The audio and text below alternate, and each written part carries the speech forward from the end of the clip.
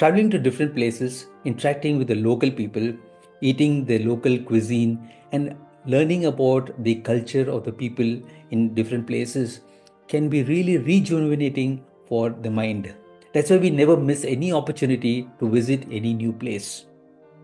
Sundarbans is a very, very popular tourist attraction close to Calcutta. It used to be known as Calcutta before, it's now Kolkata.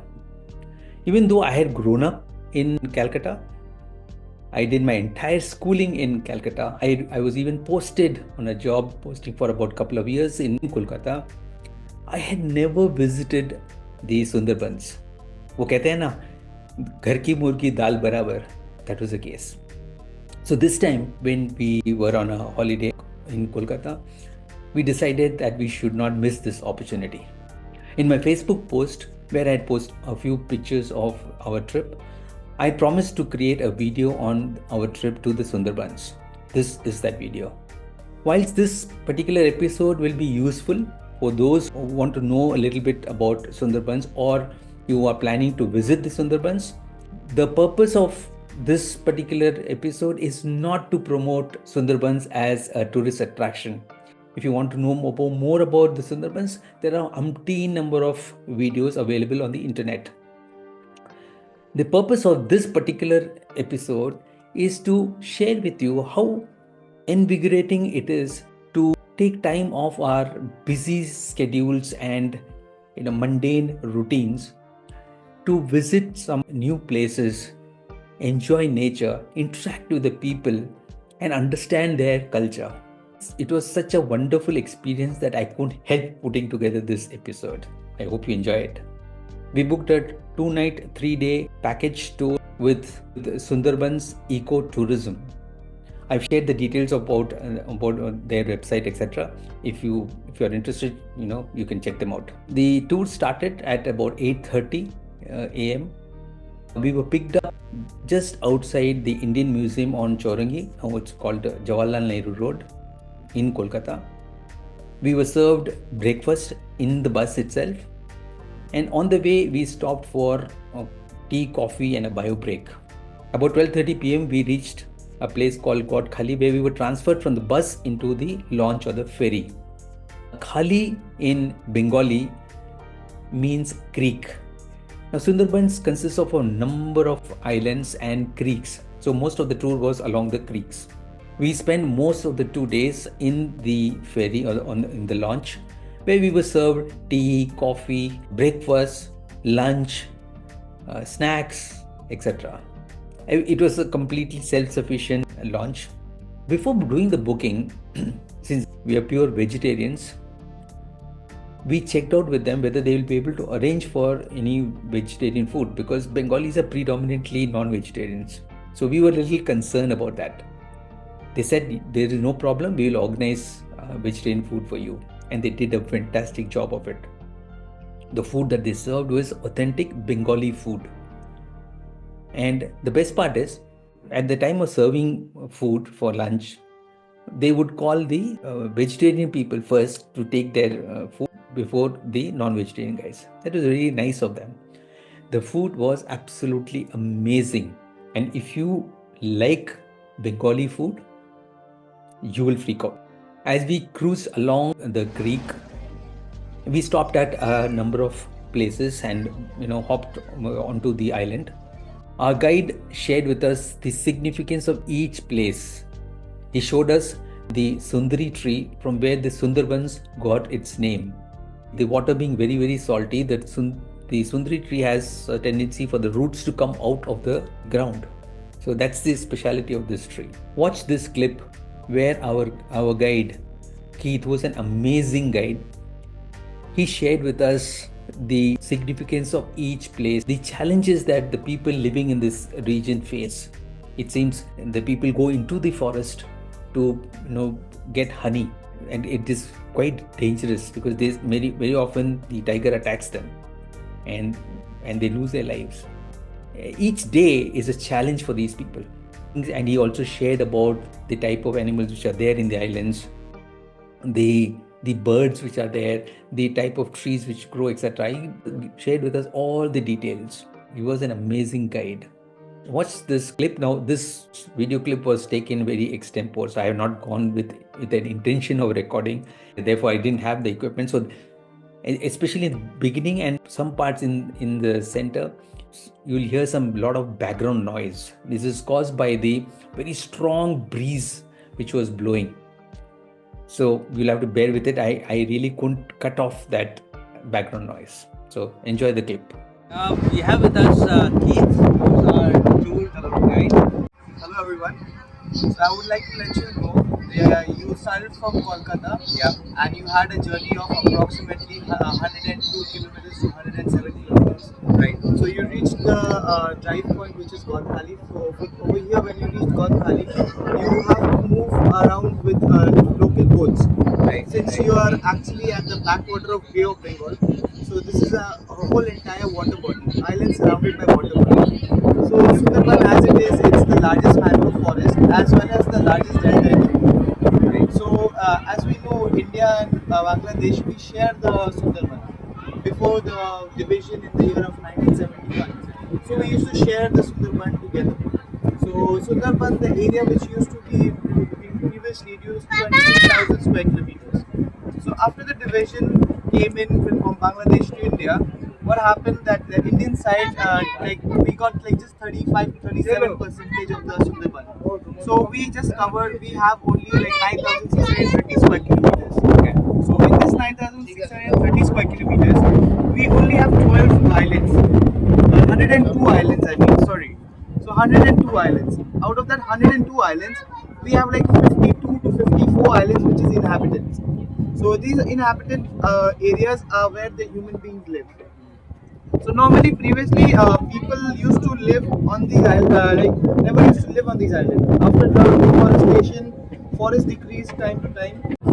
So you started from Godkhali. We sailed from the we started from Godkhali on the river which was called Vidyadhari.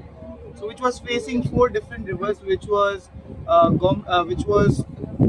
Durgadurani, Vidyadhari, Hogla, as well as Melmelia. So Hogla is the river where the Hooghly comes from the city, and the Melmelia area is the place where you go to Raimongol route, Right. which is the Bangladesh borders. So Bangladesh is just approximately 6 hours away from us right now. Okay. So from there, but we don't have to go those areas. We had to carry the route which was the Durgadurani, which was towards the Bay of Bengal. But we are not going to Bay of Bengal. We have another route to carry onto your where you are actually staying, which is at Pakirala. So our hotel, our halt is at the Pakirala Island, where our Sundarban ecotourism is. So I would like to let you know that you would be going to points like Sajne Kali, Shudurna Kali, and Dubanki. So these are the main points where you will be going when you will be inside the forest. Right. So as well as the closest point to the Bay of Bengal is the Panchamuki. So Right. there is a five river meeting. So these are actually different rivers which is meeting. So but those are also backwaters, because the main rivers which lies out here, it's at the Bangladesh borders, Bangladesh Right. side. Right. So that's the Brahmaputra, Meghna, and Ganges. But these are all backwaters, but still named with rivers. So the Panchamuki river over there, the five river names would be uh, Herobhanga, Matla, then Vidyadhari, then Gomti, as well as Gaji Khali. So these are the name of the five rivers which you will be actually there. Panchamuki is all of these five rivers. And rest, if you noticed, like when you were traveling, there was like nylon fencing around. Yeah, yeah. Till the time you were at the human habitats. Yeah. So these nylon fencings are actually these nylon fencing are actually psychological barrier for the tigers not to cross over to the human habitat. Right. So over here in Sundarban, the forest department takes care of the animals from not escaping the forest and getting into the human habitat. Since we have the threat of the man-eater tigers, so they are outstanding swimmers at the same time, because time to time they have adapted the nature so well that they can swim easily for 22 kilometers in a stretch. Okay. So they are an outstanding swimmers. Okay. So these are very important points, and since we are in the mangrove forest, so we have 84 species of mangrove forest. So since you know, Sundarban didn't get its name just Sundarban by itself. It was the reason behind because there was a tree called Sundari tree. Yeah, yeah, that was So saw that Sundari yesterday. tree Yeah. is one of the most lovely tree which can make lovely furnitures. So people in search from different like different areas they used to go for deforestation. But right now in Sundarban, in the Indian side, the Sundari trees they have decreased in number, but the Bangladesh side still there is because these Sundari trees they are like normally grow on a higher land where the water reaches the like the salt water reaches the least. So that's why one of the reason why Sundari tree is less like visibility when we are actually sailing because the saline water the water the saline water is like very high percentage of saline in it. So that's one of the reason why you don't see Sundari trees very close up on the banks. What are these? So these are These actually bank enlightenments with because since we have high tide and low tide, okay. as we are connected with Bay of Bengal, we are the backwaters. So we have high tide and low tide. So that's a change of 6 hours. So every Okay. 6 hours the change of tide takes place, which is the high tide and low tide. So right now the low tide is begun, high tide is coming to an end. So low tide is begun. So you will automatically see the decreasing of the water. Normally the water decreases like goes up to 8 to 12 feet in a normal time, and on a full moon time till 16 feet it goes high. And same way it decreases the same amount, right? So in Sundarban we have very less mammal because in the past years, like in the by the 1980s, I'll say a lot of animal got extinct because of a lot of natural disasters like cyclones, especially. Since being the backwaters, Bay of Bengal, there are cyclones constant. So every year, the locals they face these cyclones. It's like a very sad part that these people they work hard to build their house and the house gets damaged, but somehow the people there are funds which takes care of them as well as the government, but still it's a very difficult thing that they put so much of energy and still try to survive. And Sundarban locals, the people over here, they are all about survival because there is less occupation. People they are living with like how do I say, they have paddy fields, so there is rice farming and fishing. These are the major things. And the most dangerous job in Sundarban is the honey collection and crab catching. So previously there was no tourism, so a lot of deaths used to take place. Like the number used to be like above 500, 600 people used to die before the tourism hit Sundarban. But now since tourism has got in, so a lot of people they have got more jobs and they are more more employments. So now people they are going less in the forest. So nowadays the death count is decreased to somewhat around 68 to 70 people a year. So death is predominated by the tigers. Tigers mostly as well as crocodiles. Crocodiles, yeah. So Okay. for honey collection, people go into the forest. So they go in a group, and tiger attacks take place that way. Okay. Because normally tigers they are keeping an eye on the group from a very long time. Oh, okay. And as you move your as you move your mind from one point, how do I say, once you get distracted, that's the time when tiger takes the opportunity to kill you. So it's a very difficult task, and people uh, over here, like people those who are married, they actually believe in rituals, right? People in India we believe in rituals, right?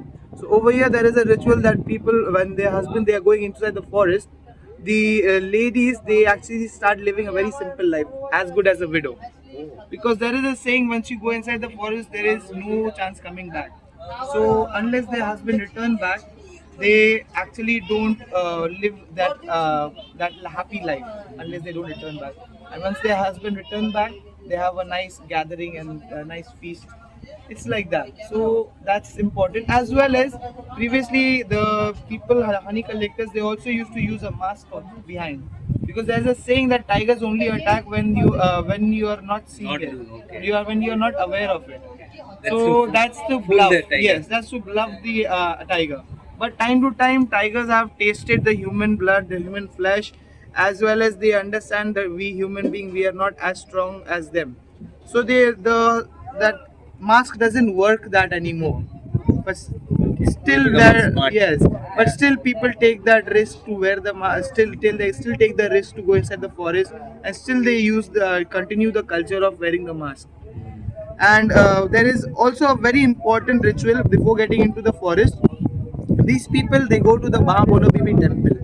Okay. So Ma Bonabibi is the forest goddess, which has been prayed by both Muslim as well as the Hindus.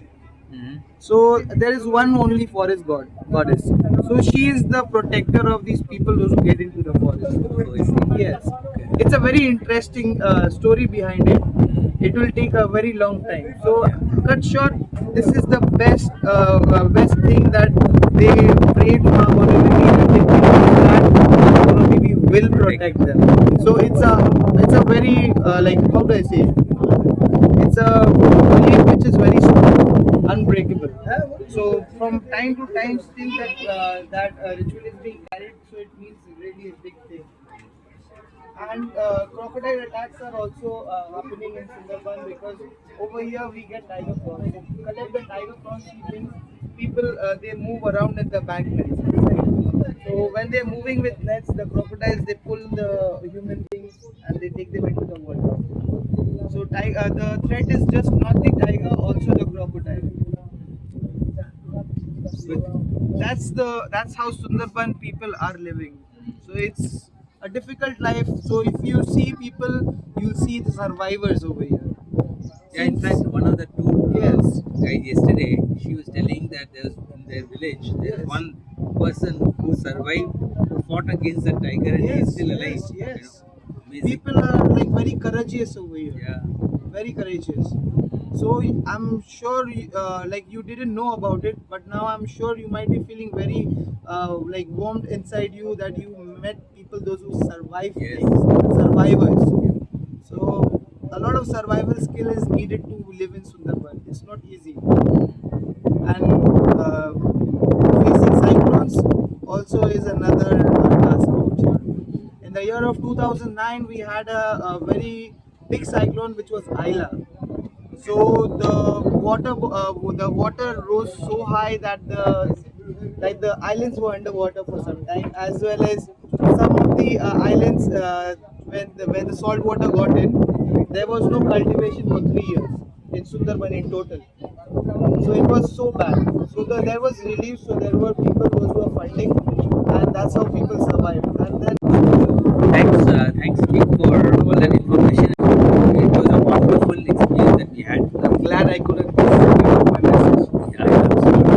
Thank you very much. Thank you. We had about 25 other tourists in our group, and we interacted with them. It was really fun. It was such a wonderful experience meeting with the people, each one coming from different walks of life. There was some very senior people, there were young kids, young people. It was a complete mixed group. So it was really fun, good fun. The view of the sunset on both days was breathtaking. It was a heavenly experience sitting on the deck of the launch, enjoying the cool breeze caressing us and watching the sunset. It was a great experience, I must say. We were dropped back at our hotel in the evening, and once we got back, we freshened up and then we took a walk down to the marketplace. The marketplace was thronging with tourists. There also we had a cup of tea, and then we interacted with those people, local people, asking them about their lives, about their cultures, etc. And at the marketplace, we saw a very unique fruit which we had never seen before. It's called the box badam. When you open the shell, you'll find the badams are so neatly arranged inside the shell. You need to remove the outer covering of each of the badams and eat them. It tasted more or less like the badam or the almonds that we get. The first evening, they had organized for a local folk dance program. We attended that. It was, though we couldn't really relate to the music or the dance, but it was fun. Many of our friends reached out to us asking us if we had sighted any tigers during our trip. Let me tell you this. Considering that we were cruising along the creek, close to the bank, You got to be really, really, really lucky to spot any tiger. Why? Because the water being salty, the chances that a tiger will come and to drink water and you'll spot them as you're cruising along is minuscule. The only way you may spot a tiger is if the tiger is swimming in the water and is crossing from one island to the other island. That's the only way place, what are the chances of seeing a tiger. If your primary objective or interest is to watch tigers in the wild, Sundarban is not the place for it. I would recommend Ranthambore National Park, where we had gone there, and I think November 2020. No, sorry, February 2023. We spotted quite a number of tigers there. So check it out. But if you want to understand about Sundarban, understand about their culture or the people there, the type of challenges that they face, you can visit Sundarbans. In fact, there were many people in our group who were visiting Sundarbans for the second and the third time also. We normally don't like to visit the same place again and again because there's so many options available, so many places that we could visit. So we don't normally do, but there were people, which means they really liked the place, right?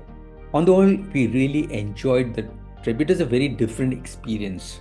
We have never cruised on a launch for so many hours, and almost the whole day we were on the launch and enjoying talking to people, sitting on the deck, enjoying the breeze.